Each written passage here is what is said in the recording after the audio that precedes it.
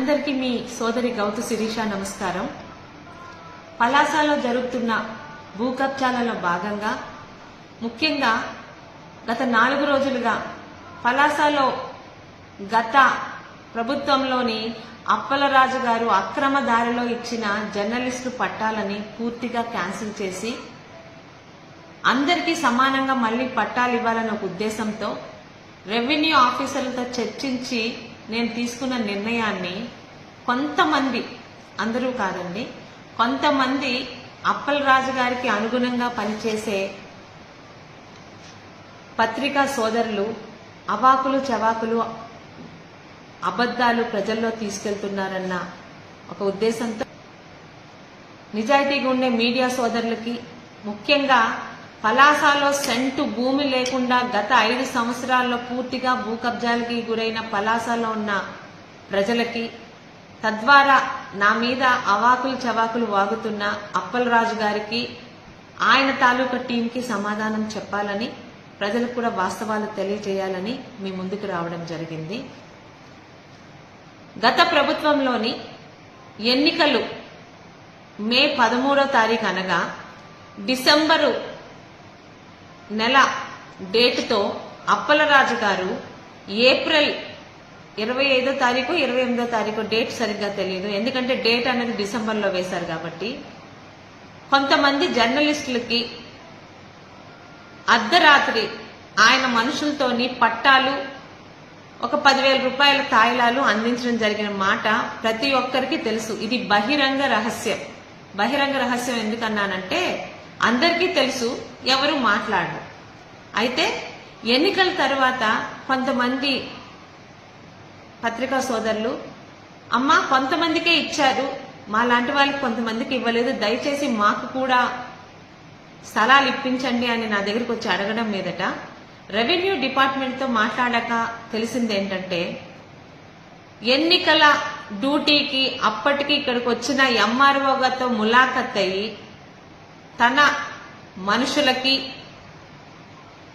మరియు కొంతమంది జర్నలిస్టులకి స్థలాలు ఇచ్చానన్న ముసుగులో సోషల్ మీడియాలో ఆయనకి పనిచేసిన వ్యక్తులకు మరియు అసలు జర్నలిస్టు కాని కొంతమంది వ్యక్తులకు అడ్డదిడ్డంగా అవకతవకగా కొంతమందికి సెంటున్నర, కొంతమందికి 2 సెంట్లు, కొంతమందికి 6 సెంట్లు తప్పున ఇష్టం వచ్చినట్టు ప్రజల భూమిని, ప్రభుత్వ భూమిని ఆయన అనునయులకి కట్టబెట్టారు. ధైర్యంగా ఈ మాటలు మాట్లాడుతున్నానంటే, అయ్యా అప్పలరాజు గారు, నిన్నెవరో మీ దగ్గరికి వచ్చి ఒక పనికి మాలిన జర్నలిస్ట్ మాట్లాడితే వాటి మీద కోర్టుకు వెళ్తాను అన్నారు కదా, నిజంగా వెళ్ళండి, ఛాలెంజ్ చేస్తున్నాను ఎమ్మెల్యేగా. మీరు ఇచ్చిన లిస్టులలో అందరూ జర్నలిస్టులే ఉన్నారని నమ్మకం మీకు ఉండి ప్రజలకు అది నిజాలు తెలియాలంటే మీరిచ్చిన భూముల మీద మీరు కోర్టుకు వెళ్ళండి. నిజంగా మీ నిజాయితీ కన్నా నేను సంతోషిస్తాను. ప్రజలకు తెలియాల్సింది ఏంటంటే, కలెక్టర్ గారి తాలూకా పర్మిషన్ లేకుండా అప్పటికి ఇక్కడ ఆర్డీఓగా పనిచేస్తున్న ఇప్పుడు ఆర్డీఓ గారికి కూడా పర్మిషన్ లేకుండా ఎలక్షన్ డ్యూటీకి వచ్చిన ఎంఆర్ఓని భయపెట్టో మభ్యపెట్టో ఎన్నికల ముందు తాయిలాలు ఇస్తే ఓట్లు తనకి పడిపోతాయని ఒక కుట్రతోని అప్పలరాజు గారు చేసిన పని. అయ్యా అప్పలరాజు గారు, పలాస నియోజకవర్గంలో జర్నలిస్టులు అంటే పలాస మున్సిపాలిటీలోని మాత్రమే జర్నలిస్టులా? ఇటు వజ్రపు కొత్తూరు గాని అటు మందసా మండలంలో పనిచేసే జర్నలిస్టులు కారా? అంటే నీ అడుగులకి మడుగులొత్తుతున్న కొంతమందితో పాటు ఇంకొంతమందిని కలిపి స్థలాలు ఇచ్చేసి ఎలక్షన్లో నీ పని చేయించుకుందాం అనుకున్నావు. జరిగిందా? దయచేసి పత్రికా సోదరులందరికీ, పత్రికా సోదరుల మీద, పాత్రికేయుల మీద గౌరవం ఉన్న శాసనసభ్యురాలుగా మీకు మాట ఇస్తున్నాను. అప్పలరాజు గారు అవకతవకగా మీ జర్నలిస్టులకి స్థలాలు ఇస్తున్నానన్న ముసుగులో జర్నలిస్టులు కాని వారికి, జర్నలిస్టులతో సంబంధం ఉన్న కొంతమంది ఆడవాళ్ళకి కూడా ఇచ్చినట్టు మీకు నేను సబ్మిట్ చేసిన కాగితాలలో మీ అందరికీ ప్రెస్ మీట్ పెట్టి చూపించాను. అయినా మీలో ఒకరిద్దరు పత్రికా సోదరులు కొంచెం అవాస్తవాలు రాస్తున్నారని మీ ముందుకు వచ్చాను. కలెక్టర్ గారి దగ్గర అడగడం జరిగింది. ముఖ్యంగా ఆ రోజు అప్పలరాజు గారు మీకు స్థలాలు ఇస్తున్నప్పుడు ఇక్కడ ఆర్డీఓగా ఉన్న వారి దగ్గర కూడా క్లారిఫికేషన్ తీసుకోవడం జరిగింది. మీకు ఇచ్చిన స్థలాలు అఫీషియల్ కావు, వాటికి కలెక్టర్ పర్మిషన్ కానీ కనీసం ఇక్కడున్న ఆర్డీఓ పర్మిషన్ కానీ లేదు. ఆ నిజాలు తెలుసుకుంటే ఒక పత్రికా సోదరులుగా మీకు నిజాలు అర్థమవుతాయి.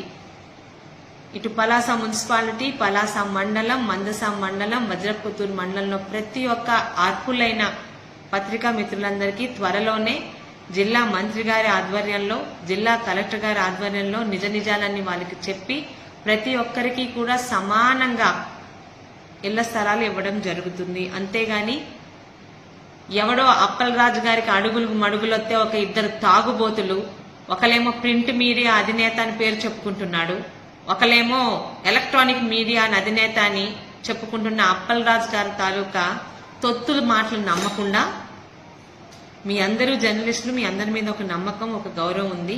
ప్రతి ఒక్కరికి ఇబ్బంది లేకుండా త్వరలోనే 6 నెలల్లోనే మీ అందరికీ అఫీషియల్గా అర్ధరాత్రులు కాకుండా పట్టపగలే గౌరవంగా ఆఫీసర్ల చేత మీ అందరికీ పట్టాలు ఇవ్వడం జరుగుతుంది. కానీ దయచేసి కూడా మాట ఇస్తున్నాను, ఇదొక్కటే కాదు, గత 5 సంవత్సరాలలో పలాసలోని ప్రభుత్వ భూముల్ని తన వెనకాల ఉన్న ఆ నలుగురికి, ఆ 40 మందికి కట్టబెట్టిన అప్పలరాజు గారి ప్రతి ఒక్క అక్రమ భూమి వ్యవహారాలు, సూదికొండ చుట్టూ జరిగిన ప్రతి ఒక్క అక్రమ రెవెన్యూ వ్యవహారాల్ని బయటికి తీసి పత్రికాభిముఖంగానే పలాస ప్రజల దృష్టిలో సాక్ష్యాలతో సహా నిరూపించి మరి